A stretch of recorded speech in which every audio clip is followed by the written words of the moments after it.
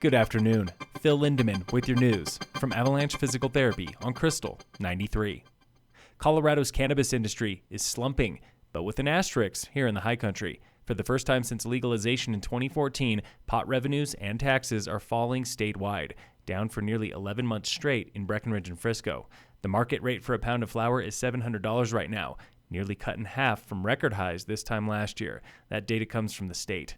But revenues are only slumping compared to the pandemic spike from last year and the summer of 2020. Sales in Breckenridge are up 6% over 2019, up double digits over previous years. The gears of process are slowly spinning in Frisco, where council has signed an agreement with Summit County to split the cost of the Workforce Center property on Galena Street. The county has decided that they, at this point in time, they would only like to contribute $1.5 million, or half the appraised value of the property. Frisco hopes to close on that property by October 1st. Construction on up to 40 deed-restricted units there might not start until summer 2025.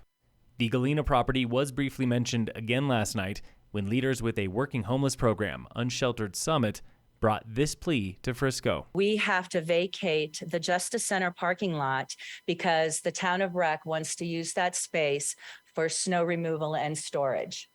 So now it's imperative. We have to find another lot by September 30th. 12 clients currently pay a small fee to legally sleep in their cars there. And Mayor Hunter Mortensen said maybe that Galena property is a good fit for them. Unsheltered had other places in mind. Our first choice is the peninsula area. Frisco has agreed to work with them. A new parking lot, though, is not yet confirmed.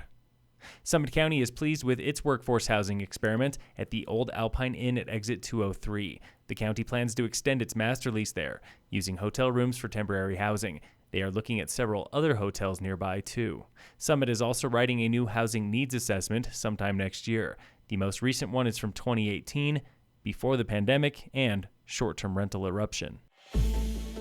This week, on the State of Summit, local Commissioner Elizabeth Lawrence explains the curious case of Custer County and its short-term rentals. They're not necessarily a massive tourism draw, but now you don't have to have like a ski resort. You just have to be a mountain town. And so they have just seen so many impacts from people just wanting to go to the mountains. Like Summit, Custer in south central Colorado imposed a licensing moratorium earlier this year and spent 3 months writing new rules. They did tons of work.